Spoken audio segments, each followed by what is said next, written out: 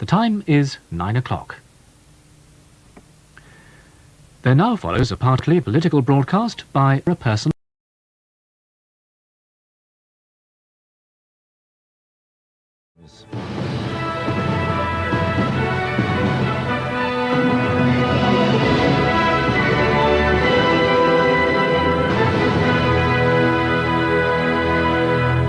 Good evening, good evening, good evening, good evening, good evening, good evening, good evening, good evening, good evening, good evening, good evening, good evening, good evening, good evening, good evening, good evening.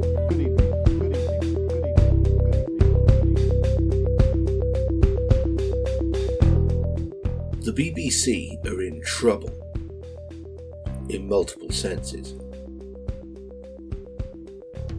It no longer even seems ambiguous that their news department is supporting and promoting the Conservative government. I'm not one to go on about BBC bias, largely because in my lifetime I've seen it applied to almost anything and almost any ideology. In fact, BBC bias has been cited since before the BBC we know has even existed, when they were still the British Broadcasting Company, and the Labour Shadow Chancellor challenged them over their coverage of the general strike in 1926. Even then, the company, as was in much the same impossible position they've been in ever since. Effectively blackmailed by the government, Stanley Baldwin's Tories, who threatened to seize the company and convert it into a state broadcaster. And that was before they were the corporation we know today, with their public service remit and, more to the point, the decennial Charter Review hanging over their heads like the sword of Damocles, compelling them to stay on the good side of the government, whoever they happened to be at the time. They've been repeatedly punished for stepping out of line, particularly over the last 40 years, and by both Conservative and Labour governments.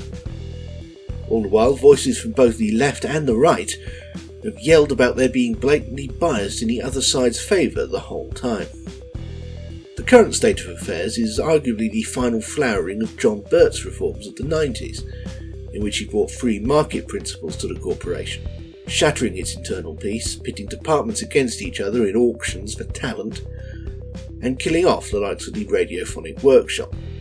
It's in the last decade, or maybe just the last half-decade, that it's really become visible to the naked eye, particularly under Chris Patten, formerly the chairman of the BBC Trust and a veteran of the Conservative Party. It was during his tenure that the backrooms of the BBC became infused with explicit Tory supporters, just in time for the Conservatives to win a short-lived majority. You don't need me to tell you that the subsequent term, technically 2 terms of office, has been one of the most troubled in British history. And throughout that 4.5 years of decay, the BBC News Department has been engaged in some horrible dance of the 7 veils, gradually discarding any pretense of impartiality and becoming harder and harder for its die-hard supporters, like me, to defend. But even I can't deny it anymore. The BBC, or more specifically BBC News, has been distorted into Conservative Party propaganda, over and above their usual bias in favour of the government. It's long since past the point where Occam's razor buckles and snaps. Most of the rest of the media are pretty much doing the same things, but from the BBC, it particularly hurts. Especially if, like me, you are a passionate supporter and defender of the corporation. I sincerely believe the BBC, in its basic concept as a national public broadcaster, is almost as necessary as the NHS. Throughout this campaign, Labour supporters have been defending with strength and passion the idea of healthcare being free at the point of delivery, and quite rightly. But there's also a tendency, which is horrifying to me, for people on the same point in the ideological spectrum to dismiss the idea that the same should be true for art, entertainment, news and education, among other things. Of course, to make the argument that the BBC isn't worth saving, you had to start from a foundation of pure reductionism. The patently false first premise that the BBC's output consists of its increasingly disgraceful news provision, plus EastEnders, Strictly Come Dancing and Doctor Who, and nothing else. Not 9 television channels and another on the internet. Not 10 national radio stations and 40 local ones. Not the World Service or 13 international television channels.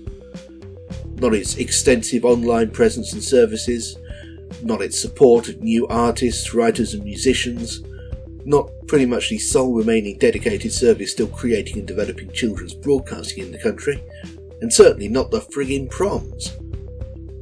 None of those things. Just whichever light entertainment formats the speaker doesn't like, and a fatally compromised news department. This level of dishonesty is necessary to justify the position of burning the BBC to the ground. Well, it's easy on this side of the fire to pretend you won't miss anything, or more accurately to pretend that the things you definitely will miss were never actually there to begin with. But you know better than that, or if you don't, you will, because once they're gone, you will notice their absence. The alternative to no BBC isn't no media, it's no non-corporate media. Rupert Murdoch might have relinquished Sky, but News Corp is still very much alive and broadcasting via its newspapers and talk radio, among other interests.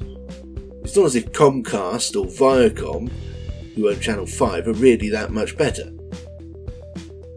ITV still owns itself, mostly, but it could be taken over by anyone at any time. As indeed could Channel 4. A bid for the latter was in fact mulled over by Richard Desmond when he owned Channel 5. And Desmond, if you can imagine it, is actually worse than Murdoch. And this is the sole broadcast media we'd have left without the BBC. And again, I agree that the news department has reached a point of being unfit for purpose. The bathwater needs a change.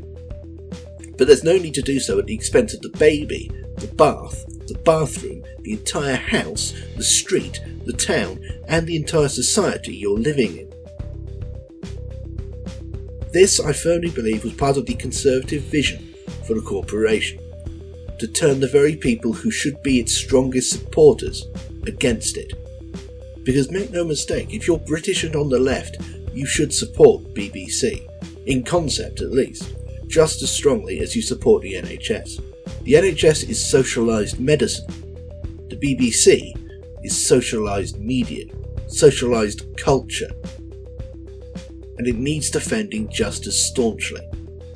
Possibly more so because nationalised healthcare is an easier sell than nationalised television and radio.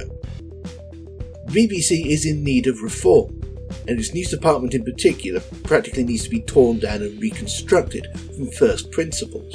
The operative word is reconstructed, not burned to the ground and destroyed. And, unsurprisingly, as with so many things, the Labour Party has a policy for that. If we want an independent BBC, we should consider setting it free by placing it on a permanent statutory footing with a new independent body setting the licence fee. The licence fee itself is another potential... Admittedly, they couldn't squeeze it into their manifesto in detail, but Jeremy Corbyn set out his plan for the corporation in last year's Alternative McTaggart lecture.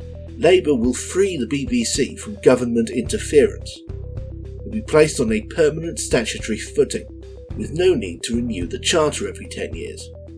And this will remove that sort of Damocles from over the corporation's head and free it from needing to curry favour with the government, whoever the government are, lest they take the charter away. That charter will be revised and reformed along with the Freedom of Information Act to democratise the BBC, possibly to the extent that viewers will be empowered to elect new board members in place of the current system, which has 4 of them chosen by the Queen, which in practical terms means the government. The government will also no longer decide how much the licence fee should be, with all powers over it given over entirely to a new and entirely independent body. And the BBC will get extra funding from a corporate digital licence fee extracted from ISPs and tech giants. No government will be able to influence it to this extent again, even the notional Labour one under Corbyn.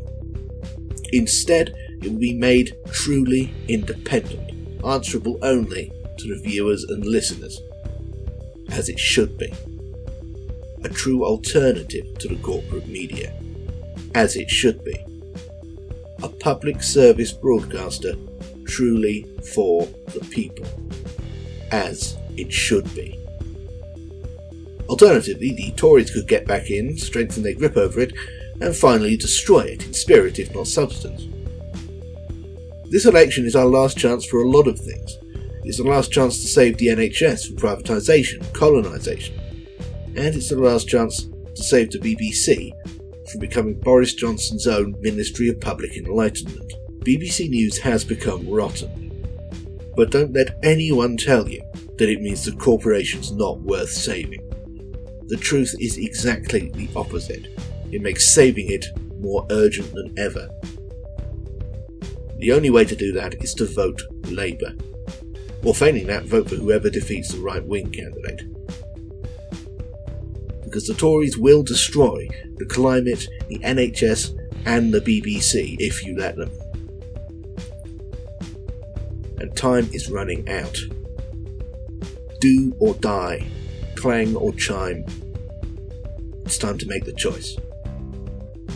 You will not have a second chance. And you will not be forgiven. Good evening. Good evening. Good evening.